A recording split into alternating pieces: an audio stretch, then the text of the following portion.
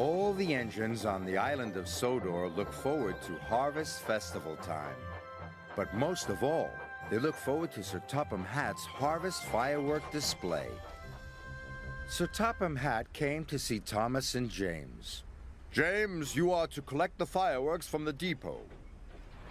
James was overjoyed. Thomas wasn't happy at all. "But I wanted to collect the fireworks," Thomas pouted. "Sir Topham Hatt chose me because I'm as red as a rocket and twice as grand."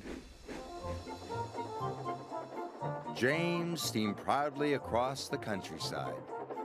"Brightest and best, brightest and best," he hummed happily to himself. He was having a wonderful day. Thomas was still upset when he arrived at the shunting yards. "Bother James," he grouched, and he biffed the troublesome trucks crossly around the yard.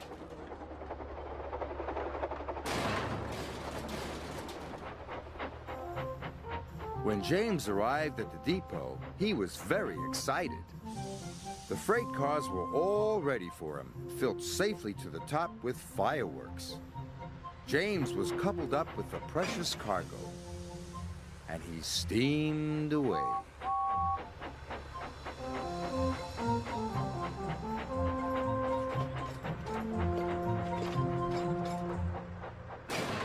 Thomas shunted the last truck crossly into place.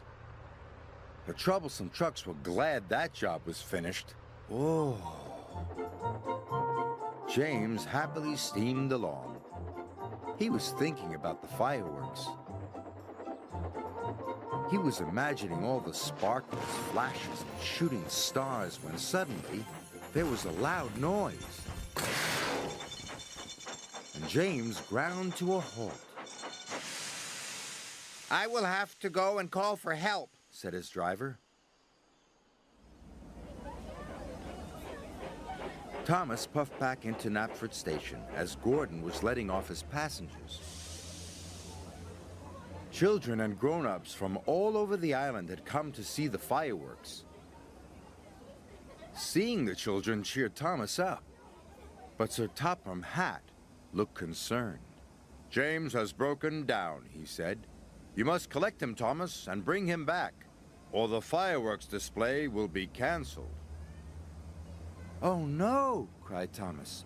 "Then all the children will be sad." And he set off to collect James.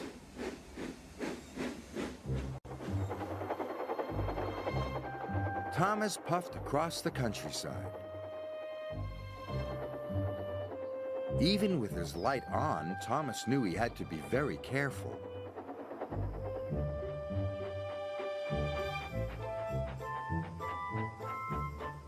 Thomas found James broken down on the track.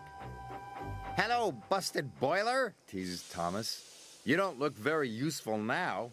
James was upset. But when Thomas got behind James, he couldn't see ahead. "You will have to look out for me," said Thomas. James was cross. "You said I wasn't useful," he pouted. "But if the fireworks don't get to Knapford Station," puffed Thomas, "the display will be canceled." James didn't want the children to be sad, so he agreed to look out for Thomas, and they set off together.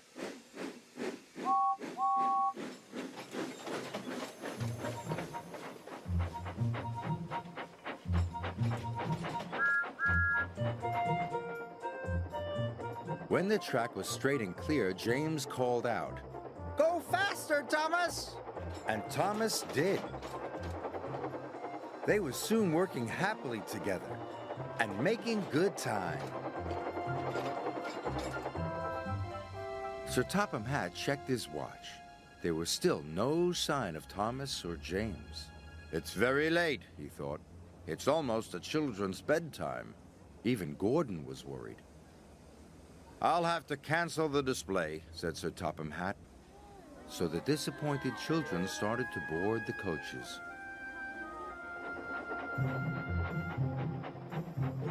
At last, they could see the signal lights. The The signal had turned red. Thomas and James stopped. Why would the signal be red? Puzzled James. Maybe a passenger train is coming through, puffed Thomas. Gordon must be taking the children back, cried James. Thomas and James were very upset.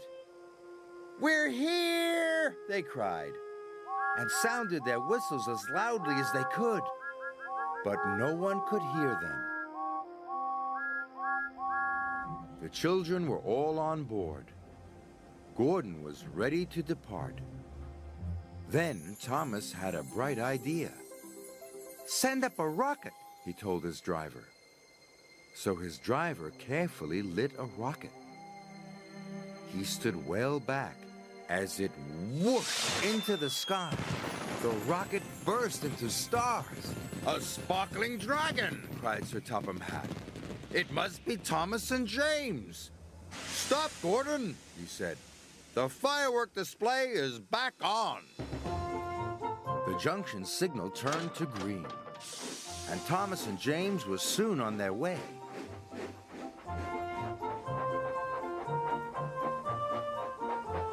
James and Thomas were soon at the station. The children cheered. Good work, Thomas, cried James happily. And good work, James, agreed Thomas. Good work, both of you, boomed Sir Topham Hatt. That night, Thomas and James watched the fireworks together. I think we are both useful engines, said James proudly. But we are most useful when we work together, puffed Thomas.